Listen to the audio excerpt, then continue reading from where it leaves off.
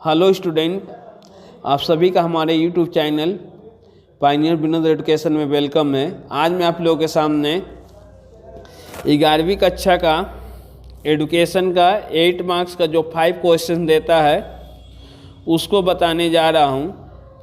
तो 8 मार्क्स का third question में 8 नंबर का 2 क्वेश्चन देता है।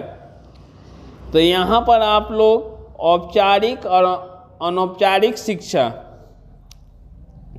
और निरौपचारिक शिक्षा, ये 3 में से आपको जरूर ही एक क्वेश्चंस रहेगा और एक करिकुलम पाठ्यचर्या जिसको बोलते हैं उससे भी एक क्वेश्चंस रहेगा। तो आपका 2 क्वेश्चंस हो जा रहा है।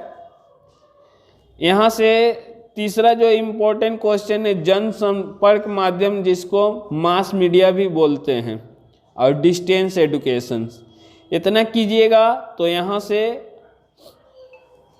अधिक चांस है कि आपको 2 क्वेश्चंस मिल जाएगा। तो औपचारिक शिक्षा किसको कहते हैं? औपचारिक शिक्षा जैसे हम लोग कोई स्कूल कॉलेज से कोई भी शिक्षा प्राप्त करते हैं तो वो हो गया औपचारिक शिक्षा। अनौपचारिक शिक्षा माने समाज से जो शिक्षा प्राप्त करते हैं, जन्म से लेकर मरने तक जो हमको समाज से ज्ञान मिलता है उसको अनौपचारिक शिक्षा कहते हैं।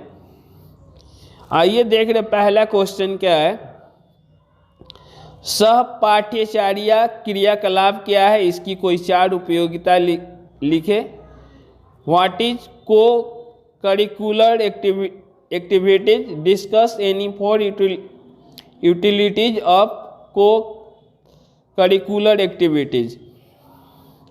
शिक्षा के उद्देश्य क्यों अनिवार्य है? शिक्षा एक आजीवन प्रक्रिया है, संक्षेप में व्याख्या करें।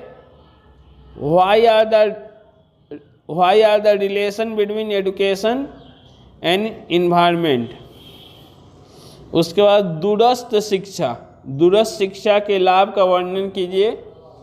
यह आपका 2024 के लिए इम्पोर्टेंट क्वेश्चन है। What is distance education, describe the advantage of distance education.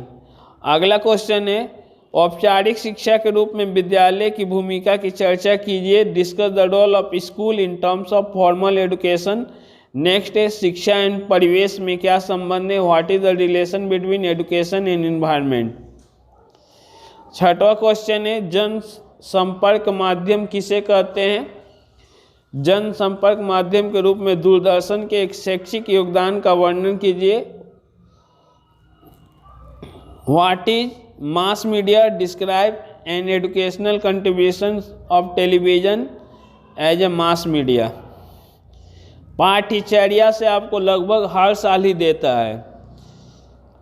पाठ्यचर्या क्या है? आदर्श पाठ्यचर्या की कोई 4 विशेषता का वर्णन कीजिए। आपको पाठ्यचर्या से 2022 में भी आया है और 23 में भी आया है। तो जो 23 में आया है उसको हम हटा दिए हैं। What is curriculum? Describe any 4 characteristics of ideal curriculum। उसके बाद से निरौपचारिक शिक्षा से क्या समझते हो? निरौपचारिक शिक्षा की विशेषता का वर्णन करो। What do you understand by non-formal education? Describe the characteristics of non-formal education। 9 number question है औपचारिक और अनौपचारिक शिक्षा में अंतर स्पष्ट करें। Explain the difference between formal and informal education. इतना कीजिएगा तो आपको 8 नंबर का 2 क्वेश्चंस मिल जाएगा। अब नेक्स्ट जो है 8 नंबर का 2 क्वेश्चंस, यहाँ से आपको बाल्य अवस्था और शैशव अवस्था में से इस साल आपको 2024 में जरूर ही आएगा चाइल्डहुड, नहीं तो इन्फेंसी। तो यहाँ पर से 2 क्वेश्चंस करना है। ये 2 क्वेश्चन कीजिएगा तो 1 क्वेश्चन आपको मिल जाएगा।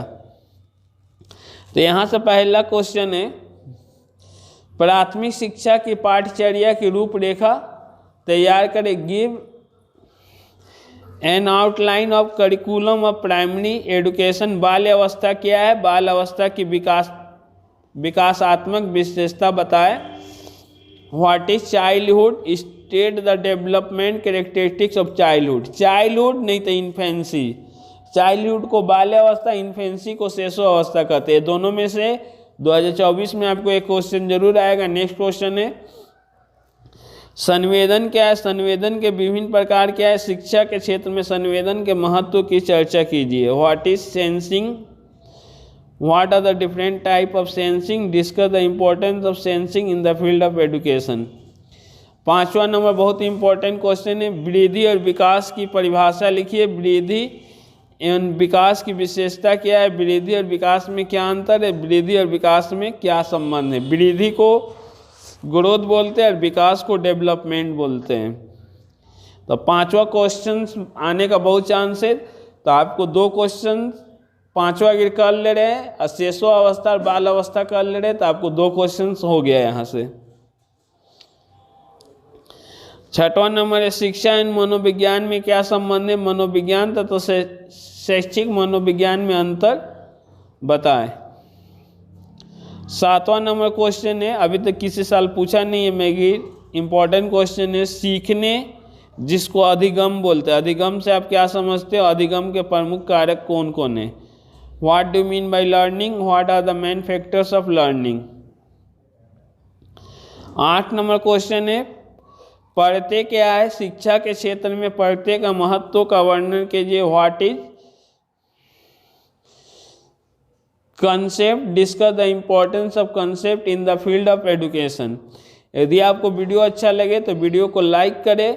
और आप लोग देख सकते हैं कि 2023 में मैं एजुकेशन का जो सजेशन दिया हूँ 11वीं कक्षा का, वो सजेशन हूबहू हुआ है। आप लोग मेरे चैनल के पहले लिस्ट में जाकर देख सकते हैं।